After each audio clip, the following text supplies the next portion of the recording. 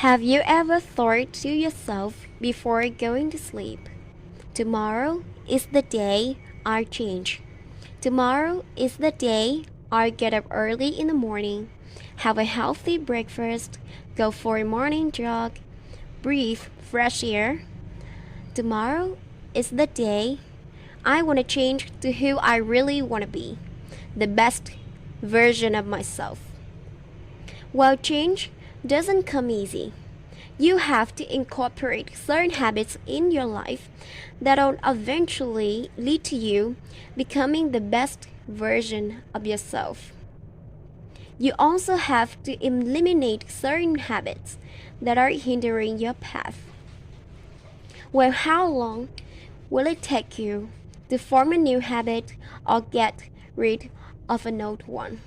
Most people would tell you it takes exactly 21 days for a person to form a habit or get rid of an old one.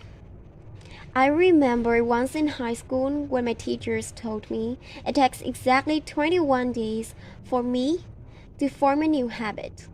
And I thought, this is my chance to become a bed maker. I thought that for the next 21 days, instead of getting up every day and yelling, "Mom, please don't forget to make my bed today," I thought I'll do it myself, day by day, early in the morning, 6 a.m.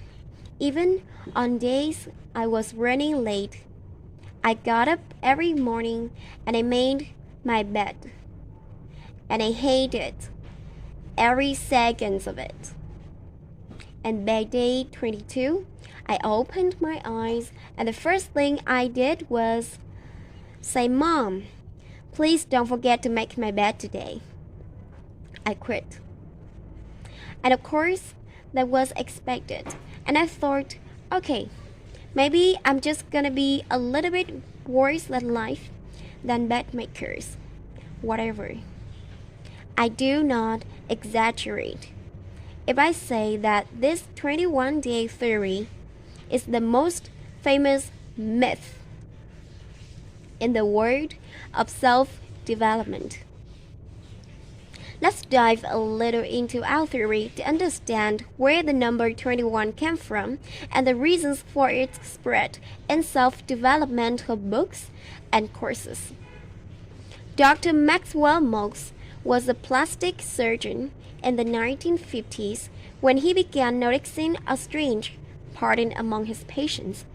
For example, in a nose job, he saw that the patient took exactly 21 days to get used to start seeing his or her new nose. He also noticed that if a patient had an arm or leg amputated, the patient would acknowledge the feeling of their new limb for exactly 21 days before starting to get used with the new condition. Dr. Maltz published his theory in a book that went very famous in that era and sold over 30 million copies. And here, the conflict started brewing. And it makes sense why people were starting to believe his theory. Why? Number one, the number 21 is considered a short period of time, and that's also considered a short of temptation, which means something you can do. Number two, the number 21 is also long enough to be believable. A difficult challenge, but not impossible. I mean, who would love to change their whole life within just 21 days? Wouldn't you love to start waking up early in the morning every day? Wouldn't you love to start cooking healthy recipes? Wouldn't you love to start drinking wheat smoothies? And all within less than 1 month? We'd go for it in a heartbeat. So is it true? Can we really change our lives within 21 days? I know that sounds very exciting, but there are actually a few factors you'd have to consider to be able to estimate the time and it will take you to form a new habit or to get rid of an old toxic one. Number one is the complexity of your goal. If I decide to start eating fruit daily, which is considered a simple habit, I'd probably take less time than if I want to acquire a complex athletic skill, like a tennis serve. Number two, behavior consistency affects the speed of acquisition. Me repeating a certain behavior for 3 minutes a day is different than my friend repeating the same behavior for 30 minutes a day. So we want to clear things up. How long will it take us to form a new habit or get rid of an old one? And is there a reliable study that we can depend on? Answer is yes. There is a famous study by the psychologist Philippa Lally titled How Our Habits Formed. The study followed 96 people over a period of 12 weeks. Each person chose a new 12-week habit to work on, such as drinking 3 cups of water before lunch or running for 15 minutes after dinner.